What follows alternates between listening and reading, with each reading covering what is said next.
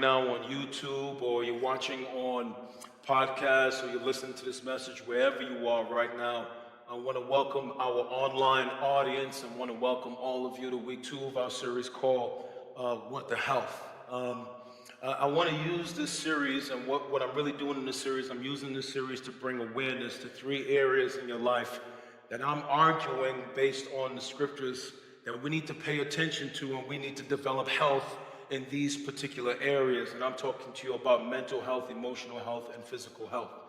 Last week we began this series talking about mental health. And one of the things I said to you is that there's no way in the time it takes to preach a sermon or to go through a series that we can solve all the challenges as it relates to health in these 3 particular areas.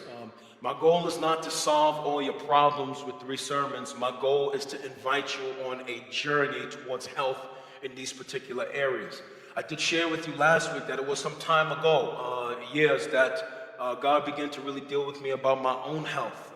And for some time, I've been on a journey towards health in these 3 particular areas, and have seen the fruit of going on this journey in my personal life. And so my goal with these 3 messages, I want you to understand, I want to say this again as a disclaimer. If you feel like some of the teaching may leave you hanging, or I don't cover everything as relates to mental, emotional, physical health, I can't possibly cover everything in 3 messages.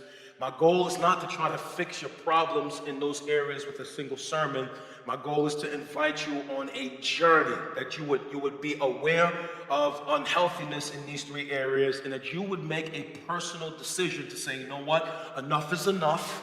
I'm going to take the first steps on a journey that can last months, that can last years, that can be a lifetime for some people. I want to take the journey towards mental health. We began this series looking at a text that John wrote to a man named Gaius, in which he was praying for Gaius to have health in his physical body and in his soul. I told you last week that the word soul means suke, where we get the word psychology from, and scripturally it is the seat of our mind and our emotions. And so we know from that text in the New Testament that John, the apostle of Jesus, was praying for a man to have a healthy body, to have a healthy mind, and to have a healthy emotions. And so last week we talked about spiritual health, or talked about mental health. We looked at spiritual pathways to mental health, and we looked at natural pathways to mental health. And today I want to talk to you about emotional health. Okay? I want to talk to you about emotional health. Now, this message was very difficult for me to put together. In fact, I've reached out to Elder Milton. I reached out to him, and I had reached out to my prayer leader, and I had asked them to just keep me in prayer. I was just feeling a real heaviness in my heart when I was preparing this sermon. And I was feeling really heavy when I was preparing the sermon. This one was very difficult for me to prepare because of just things in my heart that just frustrate me with just the local church and the modern culture. I personally, and I don't know who else will agree with me what I'm about to say, but I personally find it very frustrating, and I think that it is a tragedy that the place that Jesus intended for us to have transparency that leads to healing is the very place that has morphed into a place of cover-up. That it makes me angry.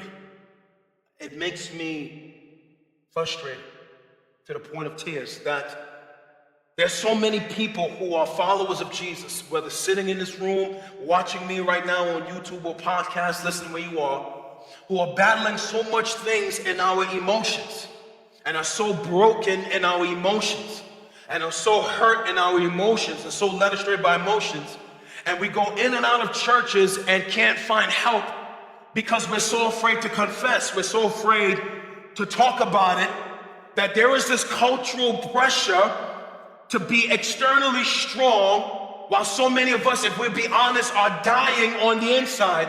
And that bothers me.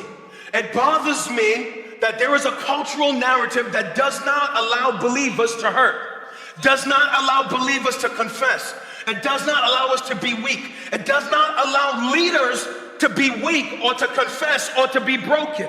There is a cultural narrative that says we must be on at all times, we must be strong at all times, and something is wrong with us if we're broken, something is wrong with us if we're hurting, something is wrong with us if we're having issues in our emotions. And so let me keep coming to church while my marriage is being disintegrated and not say anything. Let me keep coming to church while I'm drowning in sin and not say anything. Let me keep coming to church while I'm battling iniquity and not say anything. Let me keep coming to church while I'm contemplating suicide and not say anything, because people expect me to be strong and not have a problem. Where did we get that from? We didn't get that from the scriptures. Now when we have men like Paul that says he boasts in his infirmities and his weaknesses, not when he writes things like in Romans chapter 7, the things I don't want to do, I do, and what I should be doing, I don't do, and who's going to rescue me from this body of death? Thanks be to God through Jesus Christ. Now I feel so upset that we have this veneer on our culture that says it's not okay to not be okay. If any place we should feel comfortable not being okay, it should be in the family of believers. We should say it's okay to not be okay. It should be okay for us to have problems and find help, but only in the church. Behind our suits, y'all know how this go down, and behind the makeup, and behind the hairstyles, and behind the titles, and all of that, man, we be preaching and broken, singing and broken, fighting with our husband and wife the whole way to church, and don't let anybody know that we're going through. And then we look up some months from now, somebody's life implodes, and we wonder why. Like, you was going through this all the time, and no one knew. And the result is a growing number of silent sufferers who's either imprisoned by their feelings or imprisoned by culture. Let me tell you why I take this very seriously, okay? My wife and I, when we was in Bible college, had a very close friend. And this sister, a white sister we really loved, we developed a very close relationship with this sister. Spent time with her, ate with her, spent time in our home with her. She was dating one of my closest friends at that time in college. And she was one of these people, like, really smiley face on the outside. But then she starts showing signs that something was wrong on the inside, right? We would bump into her and things would come out that would lead us to believe that maybe something was not going on, something was not right inside her heart, right? I noticed how she started looking for her boyfriend to fill the role of what her father was supposed to do. So she tried to make her boyfriend her father. And where her father failed her and what he was supposed to give her in affirmation and love and acceptance and all those things, she tried to find that in her boyfriend. And when he couldn't live up to that, their relationship ended, and then she was just broken. She would start saying things like, I'm tired of life. And I'm frustrated. And she would start expressing all these things, but no one would ever take her seriously. She started talking about, like, no, my problems are too heavy for me. And I don't know how long I want to be here. And she would start, but because she was smiley face, everybody just blew that off. Like, nobody took that serious. Watch, even my wife and I didn't take that serious. We just said, you know what? She's always crying wolf. The semester after we graduated from school, my wife and I got a phone call, remember this? That this sister was found in a car in front of Kroger in the parking lot with a bottle of pills on the floor, some alcohol in the car. She was unresponsive. She had taken her life. She committed suicide. Nobody took her serious. And I never forgot that. Because she was having trauma in her heart, but masking that under the pressure of church culture That everybody expected her to be well and to just serve and keep doing what you're doing, and there was no space for her to really vent what was going on in her heart. And she's gone now because of that. You know, as I thought about her story, and I thought about this sermon, it really caused me to revisit my own emotional trauma, being formerly suicidal twice, dealing with my emotional trauma as a leader.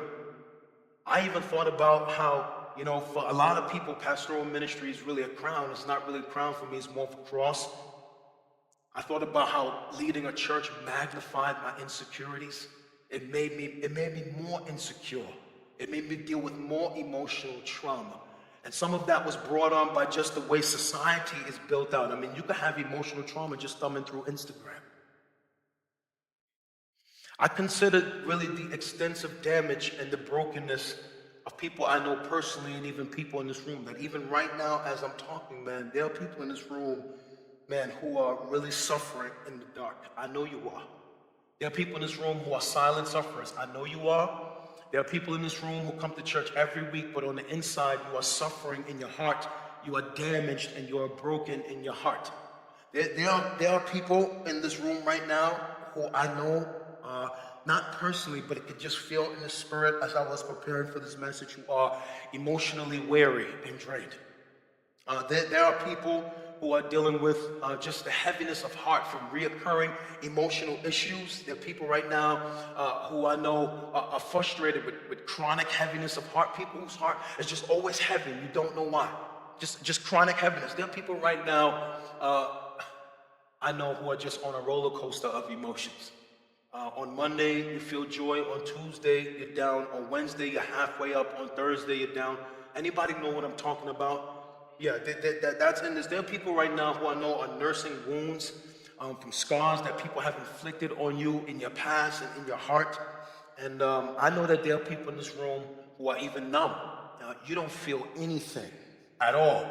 You don't feel praise. You don't feel worship. You don't feel God's presence. You don't feel compassion, mercy. You don't feel anything. And really, your numbness is just a coping mechanism, because you really don't want to deal with the brokenness that's in your heart. And so you build a wall to keep people out, to keep God out, to keep counsel out, to keep anything out that would touch that part of your heart that you've tried to block because of the pain that you have been through. All of that stuff is in this room and so much more. Listen, the reality is that all of us have to deal with our emotions. All of us have to deal with our emotions. And since we can never really flee our feelings, we must give attention to our emotional health. Okay? Since you can never flee your feelings, we have to give attention to our emotional health. Because no matter where you go, you know who you take with you? You. And no matter what you do, you know what you take with you?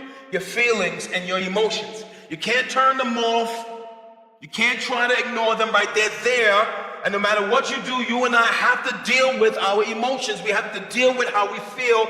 We have to deal with the trauma and the stuff that's going on in our heart.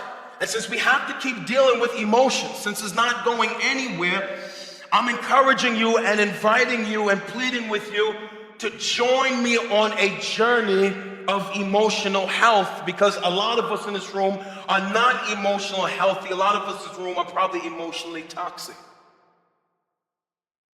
So let me give you a working definition of emotional health so we can start from there and move forward in this message. Emotional health refers to one's emotional well-being. And I want to just teach. I want to take you to school this morning. It refers to emotional well-being and determines one's ability to control their emotions and behavior and build lasting relationships and show resilience in times of trouble. So we know that someone is emotionally healthy to the degree that they have emotional well-being, okay? They know how to control their emotions. They know how to control their behavior. They know how to build lasting relationships, and they can show resilience in times of trouble. Emotional unhealthiness would be any destabilization or any instability that negatively affects our wellness and our behavior. So let me give you some just common signs that we might be dealing with emotional unhealthiness. And they're not going to come up on the screen because I don't want you to stare at them. I just want to mention them. Okay? These are not all the signs, but I do want to say that these are some common signs. If you see yourself in any one of these when I say them, then it's a sign to us that we might be dealing with some emotional unhealthiness somewhere in our soul. One common sign of emotional healthiness is when we have an unrelenting heaviness of heart. That no matter what we do, no matter what happens, we're always down, we're always depressed, we're always moody. It doesn't matter what's going on around us, it doesn't matter what joy is happening. We could have come out of an explosive worship service, but our heart is always heavy all the time.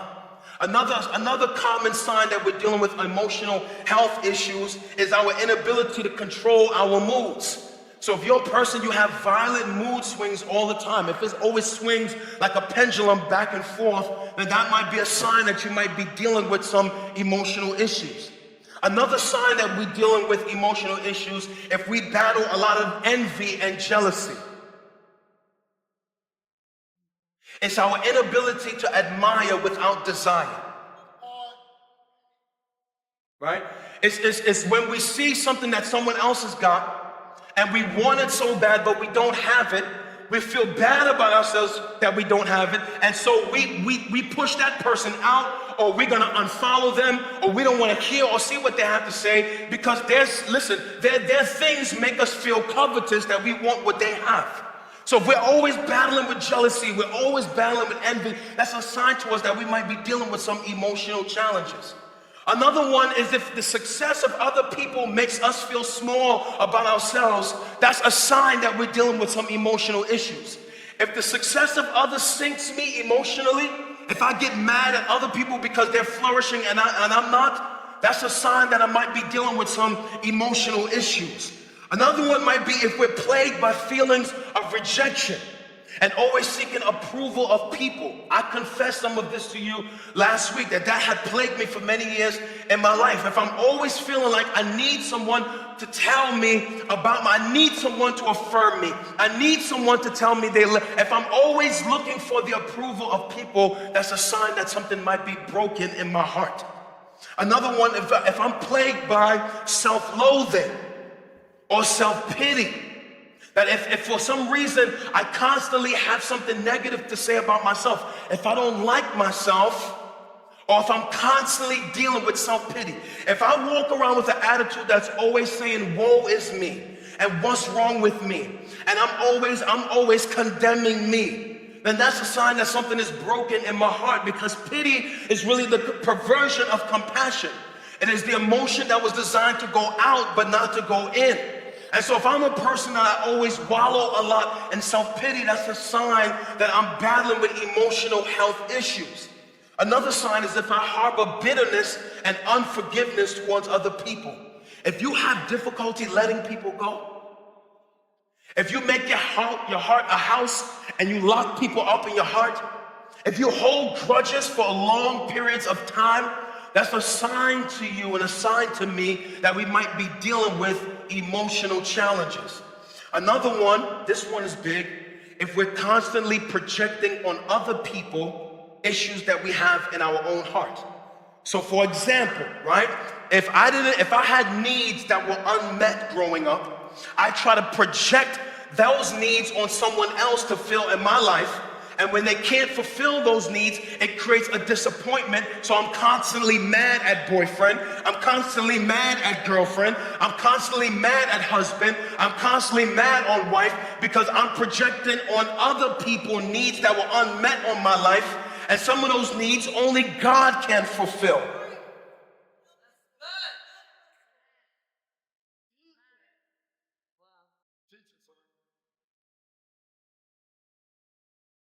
Another one would be if you're impulsive, that if you're rash, that if you fly off the cuff easy, if you're always going left and right with your decision making and you never slow down to think about what you're doing. If I'm really impulsive, that's a sign that something might be broken in my heart.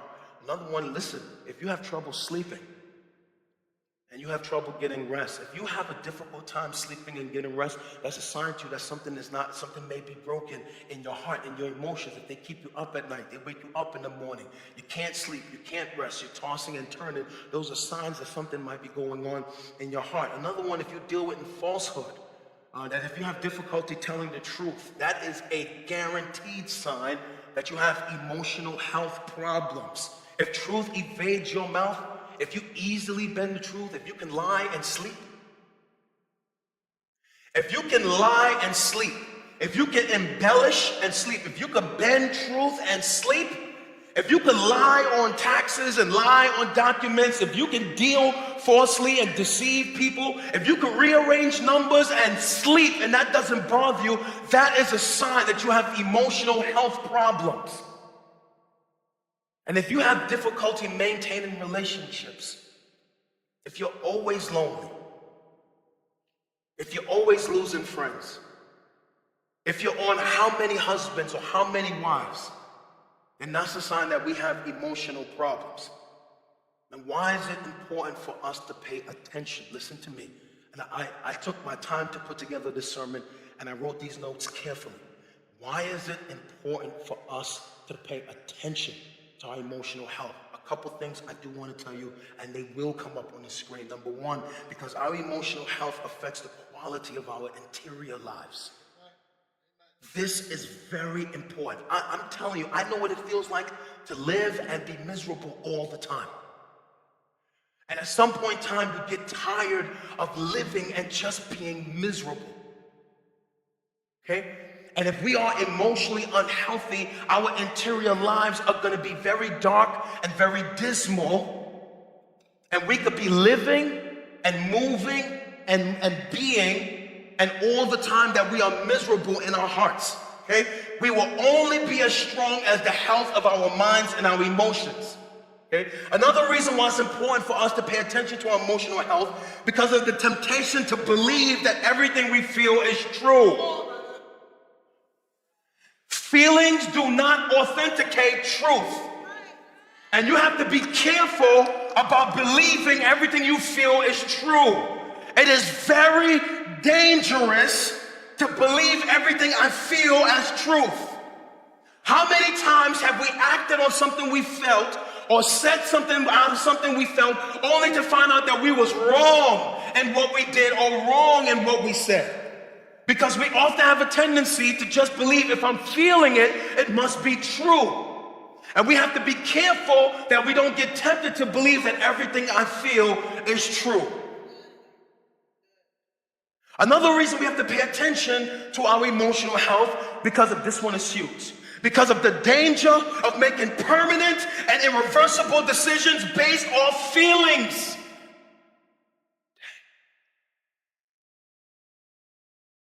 There is extreme danger in unbridled passion. That just because I'm feeling something, I just make crazy decisions because of the things that's going on in my heart. Do you know how many of us have probably lost relationships because of unbridled passion? Lost opportunities because of unbridled passion. Closed doors on our face because of unbridled passion. It is very dangerous to be led by our emotions. And I think about how many decisions I have made and you have probably made that we look back on and we regret that we made those decisions because we followed some feeling. All right, nobody wants to be honest. That's okay. You don't have to be honest. I know I'm not the only one that has regrets behind me because I made some decisions based on some feelings. Irreversible decisions. Things that happen in my life that I can't go back and change. Some relationships I probably will never get back. Some opportunities I permanently lost because something I did based on my feelings. Another reason we have to pay attention to our feelings is because of the psychological wear and tear of emotional volatility. You will wear down your mind being up and down, up and down, up and down, up and down, up and down. That takes a toll on your mind. Joy becomes elusive, and you can never delight in anything because you can be up at 4 in the afternoon and down by 5 o'clock. Another reason we need to pay attention to our emotional health is because of the impact emotional health has on relationships. And there are many marriages in trouble because of someone battling emotional health issues. There are many relationships in trouble because of people battling emotional health issues. Okay? There are a lot of us, man, we can't even have good friendships because of our emotional health issues. It's very, very important. Another one is because of the correlation between fulfillment and misery. Man, as I was studying, I realized that most psychologists have come to agree in our days, this is big, that somebody's ability to succeed in life is more contingent upon their EQ than their IQ. Your EQ is your emotional intelligence. Your IQ is your rational intelligence. And studies are showing today that people who have the greatest success in dealing with life are people who are stronger in their EQ than their IQ. Man, you could be highly intelligent and have 15 degrees and live a miserable life. And there's some people haven't left high school and are full of joy and accomplishing stuff in life, not because that they are intelligent or they have a lot of degrees, it's because they know how to manage their emotions.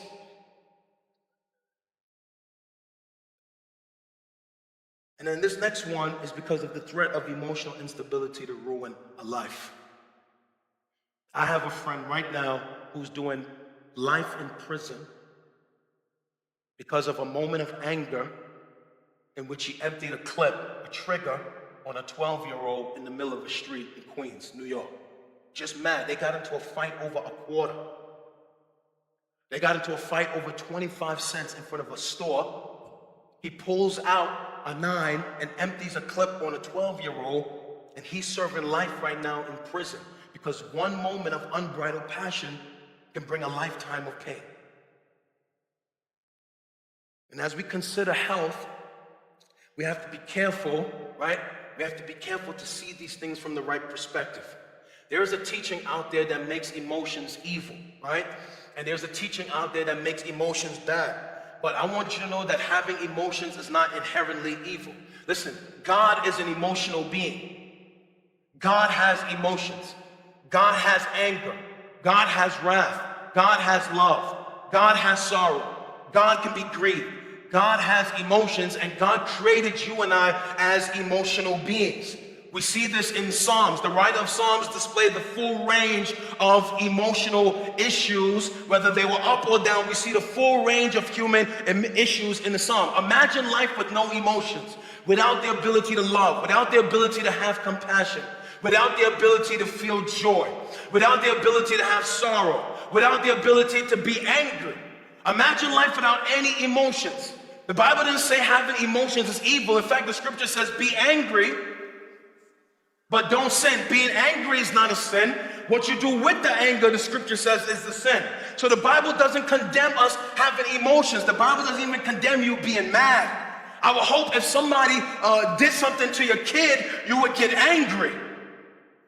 I would hope if somebody transgressed your wife or your husband, you would get angry. I hope when you see what's happening with injustice, you would get angry. And so the Bible does not condemn us having emotions. The wrong approach is that we have extremes when it deals with our emotions. And just like there were two extremes with mental issues, there's also two extremes when it comes to emotional health as well. One extreme when it comes to emotional issues is the extreme that says, right? It says, live by your feelings. That is, whatever you feel, do whatever you feel. Whatever comes into your heart, just do that. And that is one extreme that says, listen, whatever I feel, I'm going to do it. Nobody can't tell me it's wrong. You can't tell me not to do it. And so if it comes into my heart, I'm just going to run with it. Man, that is dangerous. That is crazy. And just imagine our society if everybody did everything that they felt.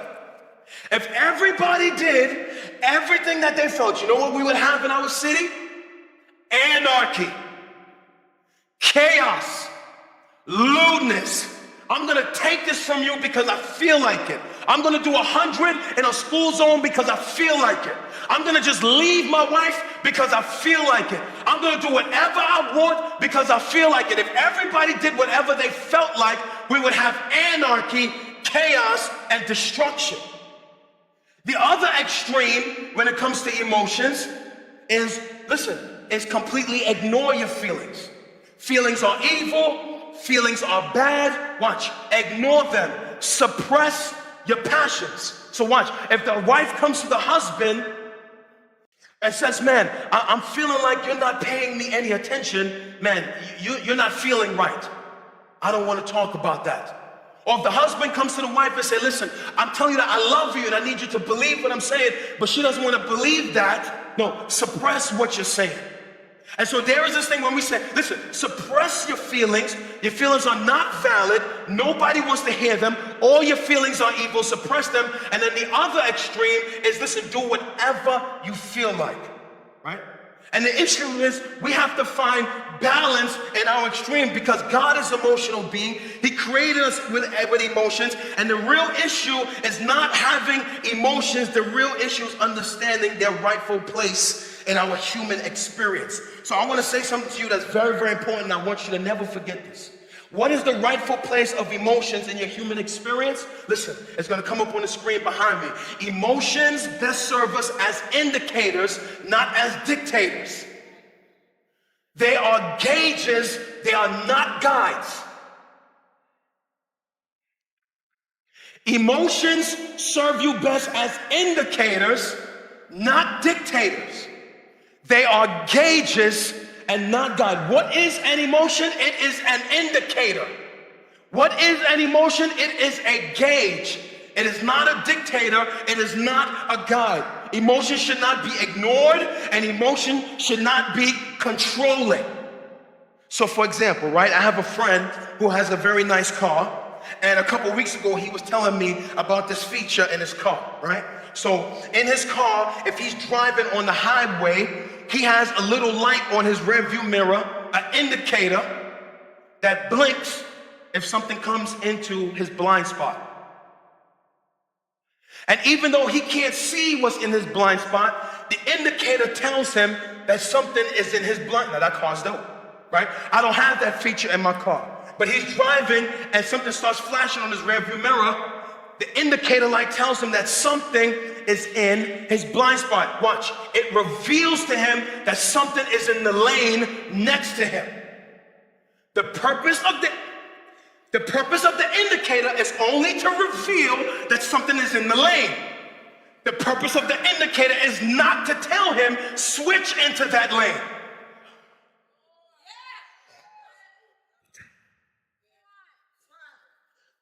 The purpose of the indicator is only to reveal to him that something is in the lane. The purpose of the indicator is not to tell him, switch into the lane. He, after getting the indication light, must make his own decision whether or not he wants to switch into the lane or stay where he is. The indicator is to reveal. The indicator is not to dictate. The indicator is a gauge. The indicator is not to guide him into the next lane. Your emotions are only indicators of things that's happening in your heart. They reveal joy. They reveal sorrow. They reveal anger. They reveal frustration. They're like indicators that tells you, man, something is going on in your heart. The purpose of the emotions is not to tell you what to do with that emotion. Our emotions just tell us this is in your heart. Man, somebody said something and I felt rage. All the rage is an emotion that's telling you something is in your heart. The emotion doesn't tell you kill the person because of the rage. The emotion just is an indicator like to tell you rage is in your heart. And then if we're wise, watch, we feel, then think. Feel, think. Feel, think. Feel, think. Not feel and just do. Not see the light on the rearview mirror and just merge. If every time he got that indication in his rearview mirror, he just merged, you know what he would get into? A crash.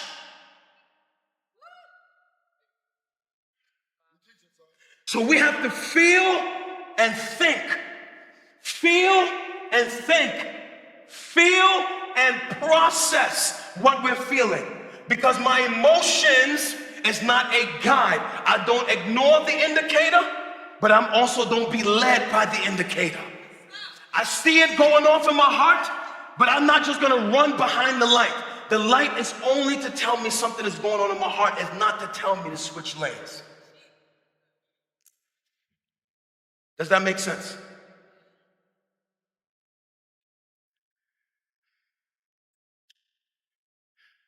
Because the aim of emotional health is not the removal of feelings, but rather management, stability, and wholeness.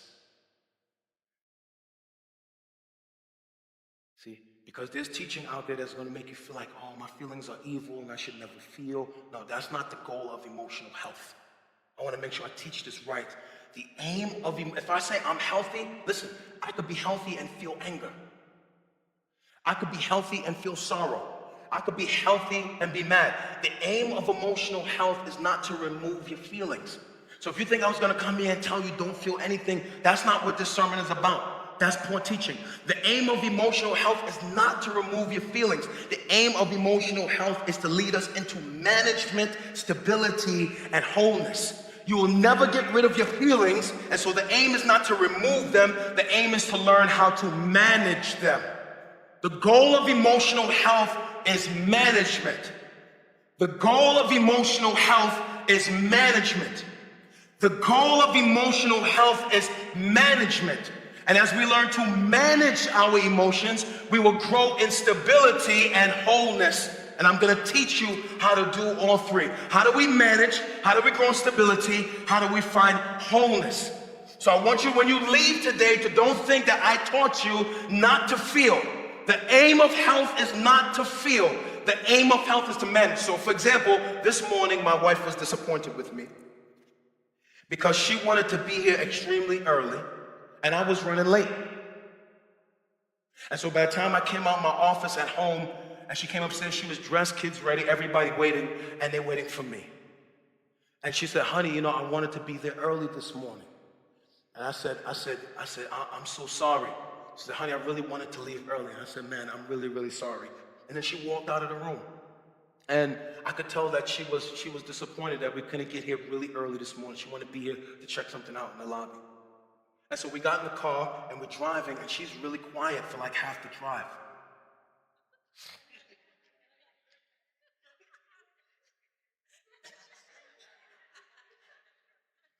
And normally when we drive to church, my wife is singing songs, and she's praising God, and she's bopping in her chair, and she's staring at the clouds while she's driving, and she has her own record deal in the car.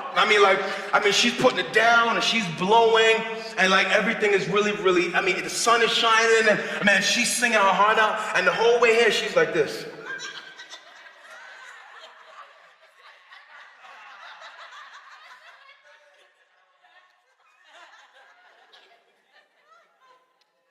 No music. Now this is really awkward. I'm sitting there like, man, I gotta preach God's word in a few minutes. So Abby shouts in the back of the car, because like she's so intuitive, she could feel the tension. Abby says, Mommy, can you put on a song?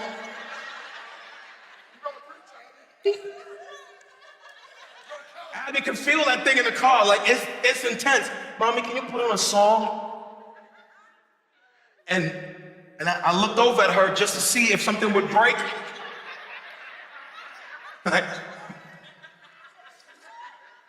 like, yes, Abby. And so I looked over her and I feel like, man, is something gonna break? I'm like, man, come on, break. And I touched on her shoulder and I said, Lena, did you hear what Abby said?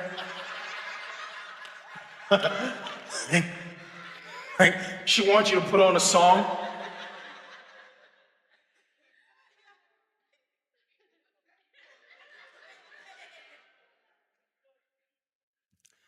So she puts on the radio, which is abnormal because she normally would listen to her music from her phone. She puts on the radio, she puts on some station I don't even like. And now we listen to some music and I don't even like it. And I already know I'm still in trouble.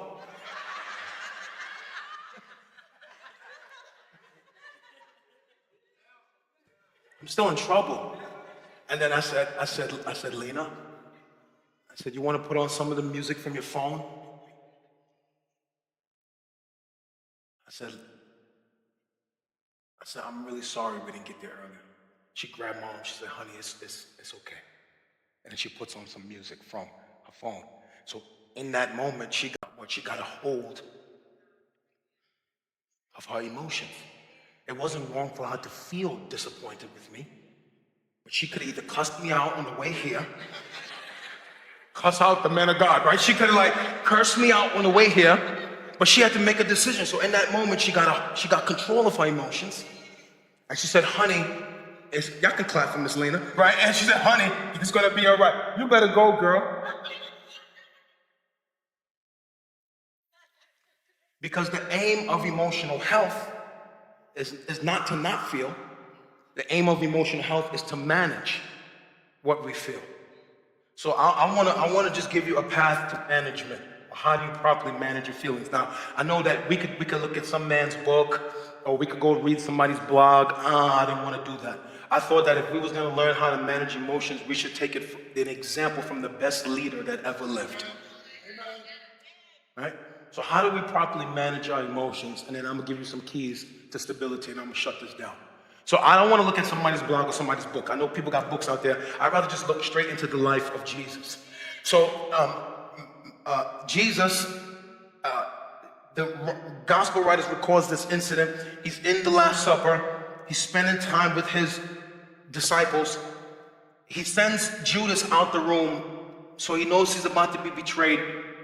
He knows he's about to face death on the cross. He knows that he's about to be momentarily separated from his Father. And I don't know if you ever really understood this theologically, but probably the most painful thing for Jesus was not only what he suffered physically, but the fact that for the first time he would have to absorb sin. And because of that, the Father would have to turn his back on him for just a moment. And that was extremely painful for him. So he's dealing with all this stuff in his mind. He gets up from the room, and then he walks out of this room to this garden. And I want to read to you what Matthew recorded happened in this garden, just a couple verses, and I want to show you some principles from one incident in Jesus' life to teach us how we properly manage our emotions. So Matthew recorded this. Jesus just pours out his heart. He's dealing with pain in his heart, and then Matthew records this in Matthew 26, 36 through 39. Okay, he says, "Then Jesus went with his disciples to a place called Gethsemane. And he said to them, 'Sit here a while. Sit here while I go over there and pray.'" Now watch the next few verses.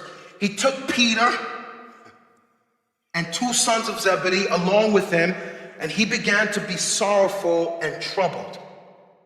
Verse 38, "Then he said to them, 'My soul is overwhelmed with sorrow to the point of death.' Then he says to them, 'Stay here and keep watch with me.'" Verse 39, "Going a little further, he fell down with his face to the ground and prayed, 'My Father, if it is possible, may this cup be taken from me. Yet not as I will, but as you will.'" Now, as we grow in maturity, we have to learn the proper way to manage our emotions. Health is not the eradication of emotions. Health is the management and stability of our emotions.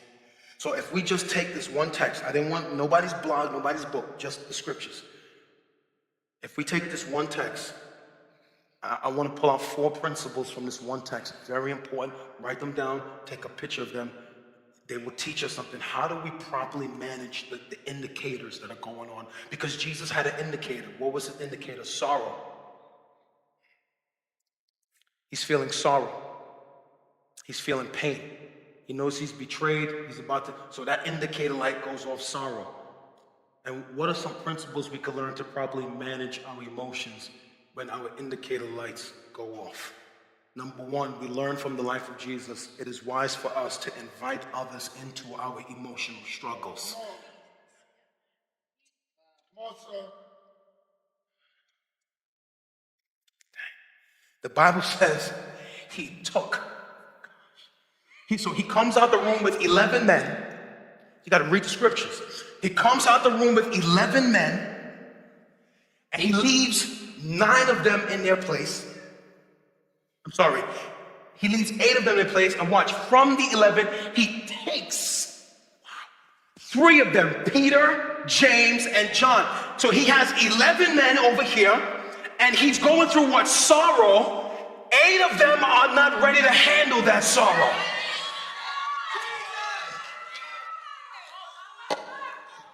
So he chooses who can handle his emotional issues, and he takes with him, or he invites into his sorrow, 3 men, his closest men, Peter, James, and John. Not anybody, his closest men, those he knew could handle his humanity.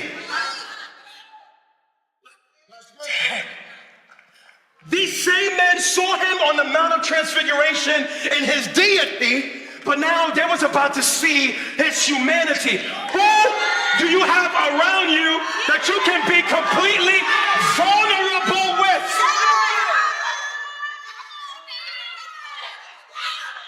Because when your heart is going off and when your indicators are going off, man, you better have people in your life who you can be vulnerable with, who you can be honest with, who you can say, Eric, pray for me. Milton, pray for me. Kenny, pray for me. I am heavy this week. He took 3 people and invited them in to watch his sorrow. The scripture says he took Peter, the 2 sons of Zebedee, with him and began to be sorrowful. So it's just 4 of them in a corner, and he's sorrowful in front of only 3 men. Because everybody can't handle your humanity. Some people, you show them your humanity, they be judging you for the rest of your life. Like, oh, I thought you were strong. I thought you never had no problems. I thought you were, they're not ready to handle the truth.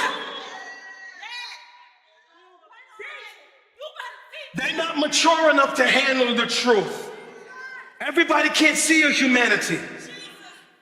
So you got to be selective about who sees your humanity. But listen, you are wise to not battle emotional trauma alone. Because when we are alone, we make ourselves a target for the enemy and a target for our thoughts. So Jesus, battling an indicator, oh my God, this is so good. Battling an indicator goes off in his heart, sorrow. He says, whoa, this is so heavy, I feel like dying. I can't handle this by myself. Too heavy. Jesus, this is so heavy, I feel like dying. This is too much to handle by myself. Let me find Milton. Let me find Kenny. Let me find Eric. What indicators are going off in your life that you're trying to handle by yourself that are too heavy for you to handle by yourself? Before you do something stupid, before you make a bad decision, before you stray away, go surround yourself with some people who can help you process that indicator.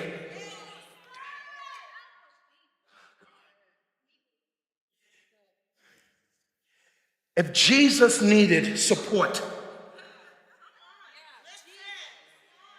now I know you're strong, I know you're mighty, but if the Son of God needed support during emotional trauma, you and I are no match to deal with all of our indicators by ourselves. It is healthy to build a support system when you know you have emotional trauma. How else do we manage our emotions? This is all Jesus. Nobody's block. Number 2, find freedom to experience and express your emotions. Who told you you have to keep everything bottled up inside? And who told you it's wrong to feel? Where did you get that from? Some of us, we feel so condemned because we're feeling something. It's not wrong to feel. And some people are dying because you don't vent. There's some of us, we never talk about how we feel. And the first step to healing is confession.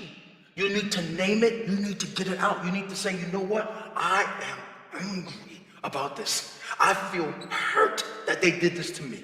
Call up so I feel bruised about this, right? The scripture says, listen what the scripture says. Jesus says, quote, parentheses, my soul is overwhelmed with sorrow to the point of death. And he was the greatest leader of all time and confessing his emotional trauma. See, and let me tell you the problem. The problem is you look to people like me and you want us to never confess we have issues.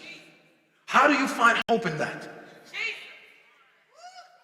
I know you love your preachers and you love your fill in the blank their names. And you love people that they act like they have it all. How do you find hope in that? How do you find hope where there's no transparency? How? You think these people are superheroes. That's what you think.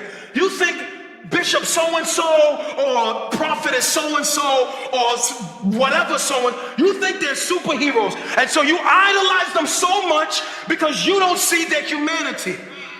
And they never take the time to confess. No, you have to learn to get it out. Your heart can only hold sorrow, but for so much before it starts spilling out of you in behavior. You need to get it out your mouth before it bleeds out of your life. Would you rather it bleed out of your life and cause damage, or would you rather get it out your mouth so you can find healing? Jesus. Oh my God. I hope some of you get liberated today to say it's all right for me to confess. You know what? Some of you need to corral that prayer team when this is over. Say, you know what? I've been going through this in my marriage. I've been going through this in my heart. Watch. Pray for me. My soul is overwhelmed with sorrow to the point of death. That came out of the mouth of Jesus. So it's okay to experience heavy emotions, but we must also find the freedom to express them. Spirituality is not void of feelings. Confession is a key to management. For example, I'm going to put some of my own business in the street. It's okay. So this week in a staff meeting, it was Tuesday, we was in a staff meeting on Tuesday. Okay.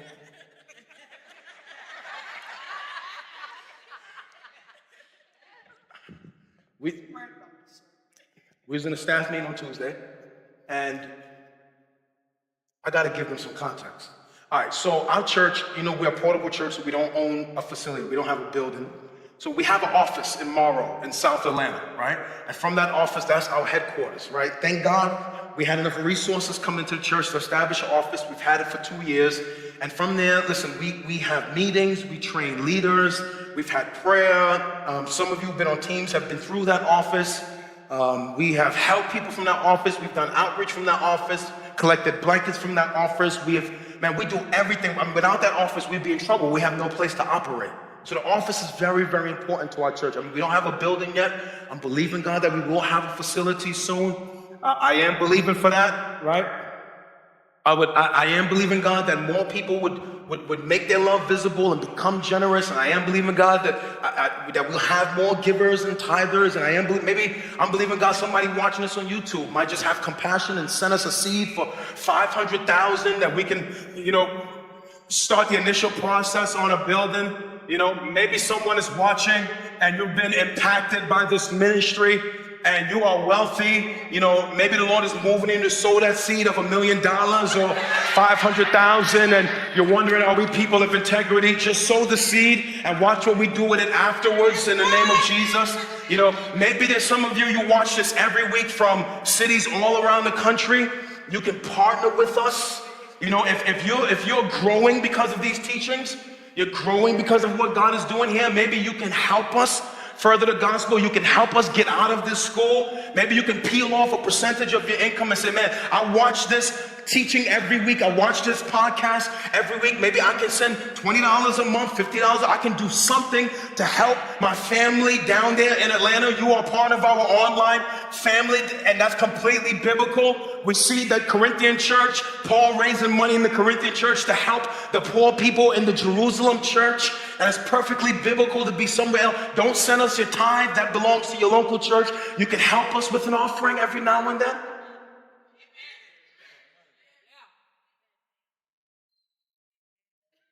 So we have this office, and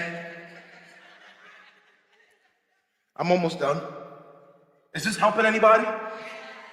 And there is this, I don't want to call their names. There is this business next to us that's been there for 30 years. And one day they came knock on our door with the manager, the owner of the office, and say, hey, these people are interested in your space. And they walked them through our office, and they're walking around, they're like, oh, nice. And they say, oh, they want to build a call center in your space. We want you to move out to another space. So you're trying to push us out to give them our space? And they bullied us for months trying to push us to get to our space. And they kept putting this contract in front of me. And every time I went to sign a contract, something happened. I felt like God was telling me, obviously, don't sign the contract. So just the other day, last week, Erica, we got a letter saying that we're not renewing your lease. No matter what y'all do, in 3 months when your lease is over, we're not going to renew your lease. So you know what they've done? They have effectively, indirectly kicked us out of our office. And we can't even legally fight them. In 3 months, we have to leave our office. And we're looking and can't find a place. We're looking, we can't find a place. And now that's another thing on my plate. Because now part of our leader, we have to expend energy looking for, we're all over them and we can't find one yet. So we have 3 months to get out of this place. And when I got the letter,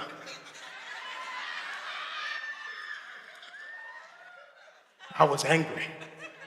And so I came into the staff meeting and I told them about the letter.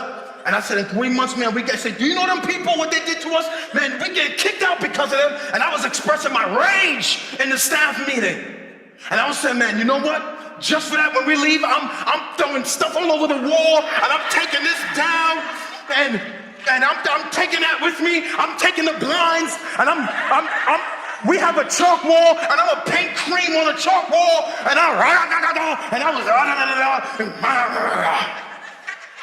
was angry, and bow was in my mouth, and I was enraged. And Kenny said, Pastor.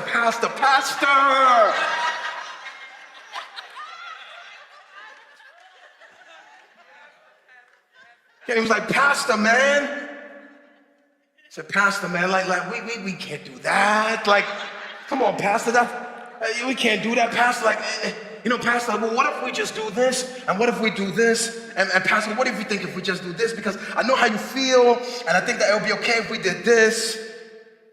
And then the room got quiet, and I looked at Kenny, and Melissa was sitting there, and she was like, breakthrough. And the room was quiet. Kenny's looking at me. I'm looking at him. Melissa's looking at me. And I said, Kenny, I don't care what you say. I'm painting this wall. I'm taking my blinds. I'm taking that. They're gonna feel the wrath for what they did to us.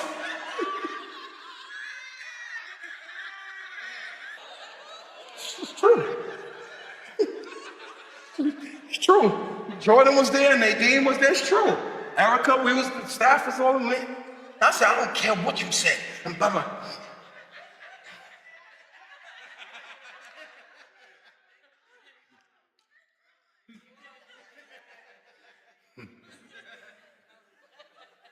And I was just confessing to him what I felt.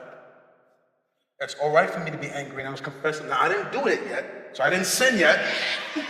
I didn't sin yet. It's just what I felt like doing. And then, I had to think to myself, you know what? Maybe God has something better out there for us.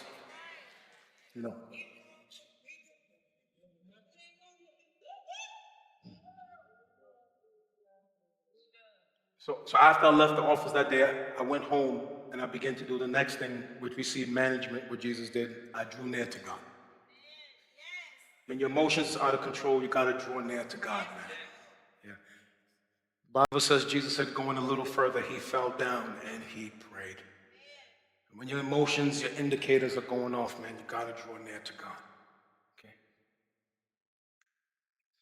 Tell God how you feel, cry out how you feel. God is big enough to handle your emotions. If David could pray psalms like God break their teeth in one psalm and God search my heart in another psalm, he can handle your emotions.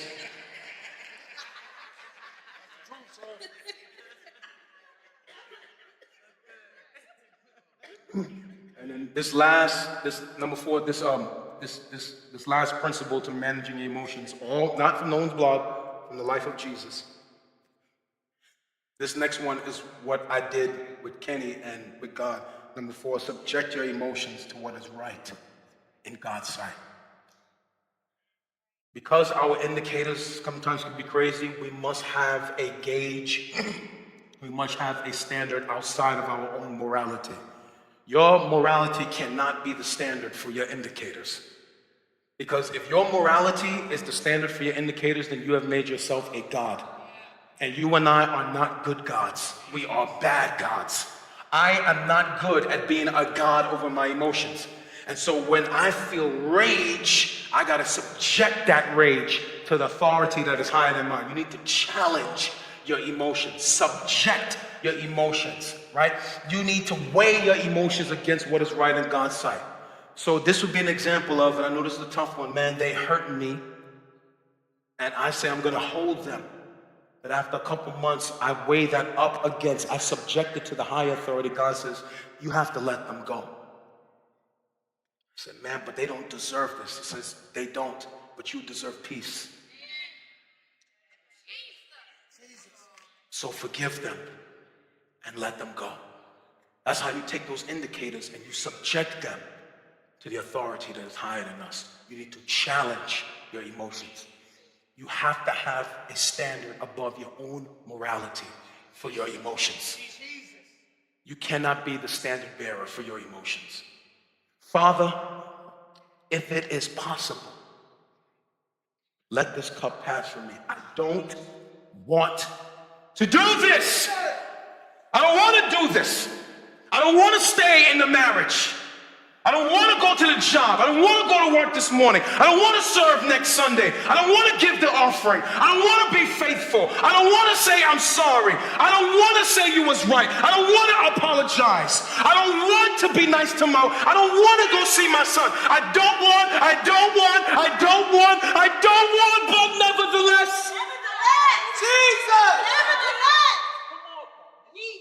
Because of what your word says. Dang, when I see your word, I see this indicator and I don't feel like doing this, but your word says. I want to hold them, but your word says. I want to cuss them out, but your word says. I want to give up, but your word says. I want to lose hope, but your word says. I don't feel like being faithful, but your word says. I don't want to be generous, but your word says. I don't want to love, but your word says. Nevertheless, that indicator, not my will, but your will be done, because your morality cannot be the standard for your indicators. Right? That's like this church shooting in Charleston, when that gentleman walked in and killed all those people during a service. And I will never forget how one of the women went on CNN at a press conference and said, I'm not going to hold him. He took the life of my loved one, but I forgive him. Why? Because her indicator was sorrow. She was probably angry. She was probably enraged. And she held that emotion up, that indicator up, to the standard that was above her own. She subjected it, she challenged it, and she channeled it in the right direction. That's how you manage your emotions. You manage your emotions, right, by inviting others into your emotional struggles, by expressing your pain, by drawing near to God and keep subjecting your emotions to the standard. If we grow in maturity, we learn how to manage our emotions. It will help us with our behavior. It will help us from ruining our life. That's how we grow in management of our emotions. And for those of us who realize, you know what, I am not healthy in my emotions, I don't want to leave you hanging, let me just give you these last couple things. This is important for me to give you because I'm intentional that I don't want to leave this series and not give you guides. So these last things I want to give you, and then I'm going to pray for you. You could just take pictures of them or just jot them down really quick, okay? If you know you're struggling with emotional health issues and you want to grow in emotional health, okay? You want to grow in emotional health, these quick things, I just want to give them to you, will help you grow in emotional health. Number one, just develop the discipline of managing your emotions. Just taught you that, okay? Snap it, take a picture of it, write it down, okay? You want to develop the discipline of managing your emotions. The more you learn to manage your emotions, the more you'll grow in emotional health. The second thing is nurture your soul with the scriptures and with hope. Keep feeding yourself God's word and keep having optimism, hope about the future. Okay. This next one is very important. You would grow in health if you invest in your marriages, your singleness, and your relationships. If you are married, you know what it is to be heavy because your marriage is toxic. So if both of you, I'm talking to both of you, start investing in your marriage like my wife and I did, it will help you to grow in emotional health. If you're single, don't see marriage as the promised land. You have to see your singleness as beautiful while you are single and invest in your singleness. You don't keep saying, woe is me, and where is he, and why is she? No, if you are single in this season, see your singleness as beautiful and invest in your singleness. Man, go to a movie. Go get something to eat. Be single and have swagger in your singleness. And don't feel bad if you're not married. Invest in your singleness. Be single with swagger. Where all my single people at? Be single with swagger. Tweet that. Hashtag, right? At Philip A. Mitchell. Be single with swagger. Don't be going around, woe is me because he's not there or she's not there. Be single with swagger. Invest in your singleness. And if you have a marriage, listen, she's not Kim and she's not somebody you got to stop dreaming about. Invest. Listen, the Bible says drink out of your own cistern. That's what you got. You got to work with that.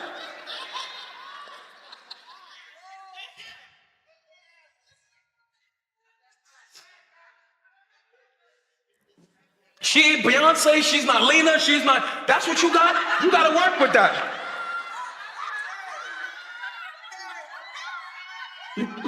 You got to work what you got. I mean, he ain't Philip, he ain't. Don't compare your husband to me. Don't do that. Don't keep bringing me up at home. You invest in your husband. Invest in your wife. Invest in each other. You got to work what you got. Somebody said work what you got. Whether you're single or married, invest in what you got. This will help you to grow in health. Okay? Another one, I'm almost done. I want to help you really big. Grow in self-awareness. You have to know you. And you got to know what's going on inside you. You got to be sensitive to your own indicators. Like, why am I always angry about this? You got to know, why does this always sink me? Why every time I go here, I sink? Why every time I talk to this person, I sink? Maybe I need to stop talking to you. You have to know you. Every time I go to this restaurant, I have memories of somebody that took me there. You got to know what sinks you. You have to know you. You got to be sensitive to those indicators and what God may be saying to you. Be sensitive to you. Grow in personal awareness. I had to say, you know what? If I spend too much time on social media, it sinks me. So I don't spend as much time. That's why I don't go on Facebook. I don't go on stuff populate from other places. I don't like Facebook, so I don't go on there. Because it would bother me. So I don't go on there. You got to know you. I like Twitter and Instagram, right? And I try not to go on there that much. But if social media, there was a point where I was too addicted. So I had to curb my appetite for that. You got to have self-awareness. You got to know your own triggers. This next one is big. Almost done. You need to avoid personal extension beyond personal capacity. You need to avoid personal extension beyond personal capacity. Philip was guilty of this. You are not Jesus. And you cannot be the answer to everyone's problem, and every cry is not yours to fix. And you can't keep saying yes to everything. Every yes you say to one thing is a no you must say to something else. So you can't, every time you hear a cry, you run into it. Or every time somebody wants you to do something, you say yes. You need to learn this powerful word called no. You can't be involved in everything. You can't help everyone. And you can't think that you can run into every problem. That is a complex of emotional unhealthiness. You have to learn to say no. Don't do things beyond your capacity. You know you're beyond your capacity when you're burnt out and stressed. You're doing too much.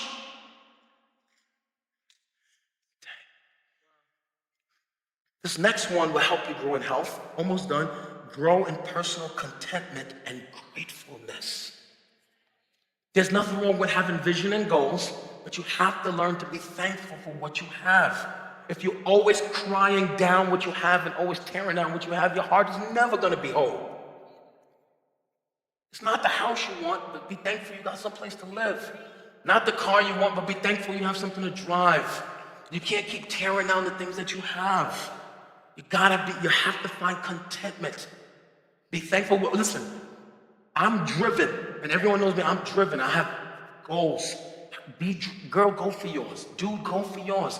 But while you're going, be content with what you have. Okay? Does that make sense? Okay. Just a couple more and I'm going to pray for you. Oh my God, Lord, help us. Lord, thank you for helping me with this. This next one, you need to practice the habit of Sabbath. It took me 5 years of ministry to learn this, pastoring a church. I just learned this in the last year. Being a workaholic is not godly.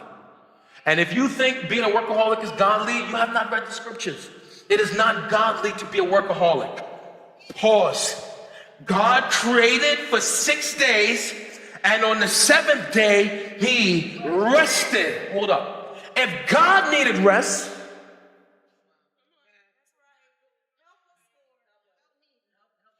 and Jesus would often slip away to a quiet place and be alone from everybody. Some of us are unhealthy because we don't rest. You know what a Sabbath is? A Sabbath is, let me chill out for a couple hours. Scripturally, a Sabbath is a 24-hour period in which you do no labor. You don't do anything. Like for the Jews, it's from sundown, it's I think 6 p.m. on Friday to 6 p.m. on Saturday. They don't do anything. You need to build into your schedule a Sabbath. I want to encourage you, find a day where you take 24 hours. You say, maybe from Friday at this time until Saturday at this time, I'm not going to do any work. I'm going to just binge, watch Netflix. I'm going to eat ice cream. I'm going to go ride my bike. I'm going to go for whatever. I'm going to put on my onesie. I'm going to be lazy on the couch. I don't have one. I'm going to put on my onesie. I'm going to be lazy on the couch. I'm going to wrestle the kid. When you don't actually do any work, you don't take any emails, no conference calls, right? You're not trying to, you block out everything. If social media calls you to work, you stay off of social. Like, how come this one day I never see you post? I'm on Sabbath. You build in 24 hours of just rest. For me, that's Sunday evening until Monday evening. That's why you won't find me. I don't post. I'm not answering your calls. I'm not taking your text messages. You're not bullying me into a meeting. It's Sunday evening until Monday evening. I don't do any work. Now I don't. I know. Now I don't.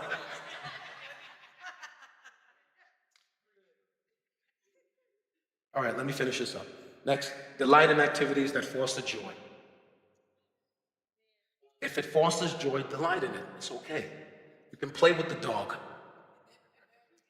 Wrestle the kids. Go to Starbucks. Go to the movies.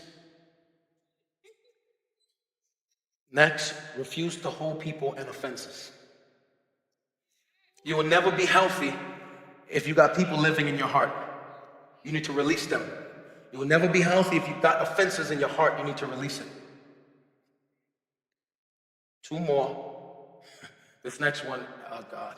You want to be healthy, at some point in time, you got to embrace you and God's plans for you. You're not going to get another you. You're not going to be somebody else. Just stop pretending to be somebody else. You just got to embrace who you are. Your metron, your circle, God's plan for your life. It is what it is. That was your start. It's not about where you started, it's where you end up. This was your parents. You got to embrace you. And then this last one, you got to build a strong, intimate relationship with Jesus. Your life must flow out of an intimate relationship with Jesus.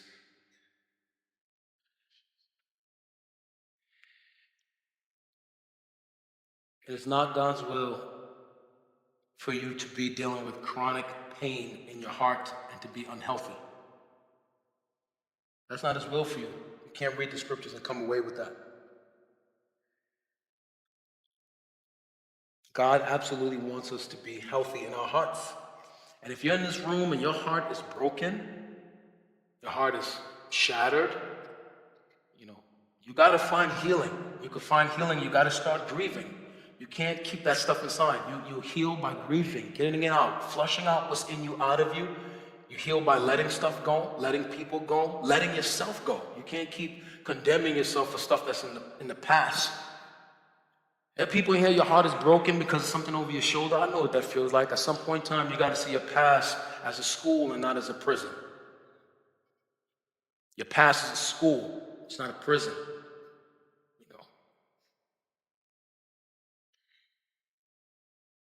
You got to trust in God and others to help you.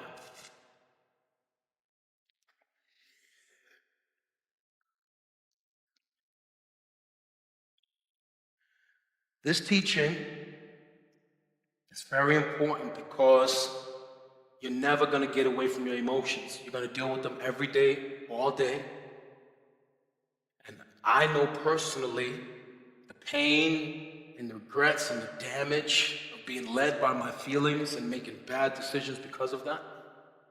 So I pray that you would lean into this teaching, and I pray that you would feel God's Spirit saying to you, my son, my daughter, it is my desire for you to be emotionally healthy and strong. It is not God's will for you to just be broken emotionally for the rest of your life. That's not His will. He wants you to be mentally healthy. He wants you to be emotionally healthy. He wants you to have self-control. The Bible says a man without control is like a city without walls. Did this solve all your problems in a sermon? No. But if you take this teaching, you begin to apply these principles, you will put yourself on a journey towards health. I'm on my journey. And I'm pleading with all of you, hundreds of you, to join me on the journey of mental health and emotional health. It will radically transform your life. Your emotions are indicators. They just reveal what's in your heart. Don't ignore them and don't be led by them. Let them reveal and then follow the plan of management for your emotions. My prayer is that a year from now, some of you will testify and say, Pastor, you remember that series, What the Health? Man, it changed my life. I'm healthier in my mind today than I've ever been before. And I'm healthier in my heart than I've ever been before. God has truly changed my life in this regard. I want you to be, and I want you to join me in the journey of emotional health. You need that for your heart. The heart is wicked, it deceives. Man, it can make us heavy. I want you to be emotionally healthy in your heart. And I want you to join me on that journey. Amen, my brothers and sisters? Amen.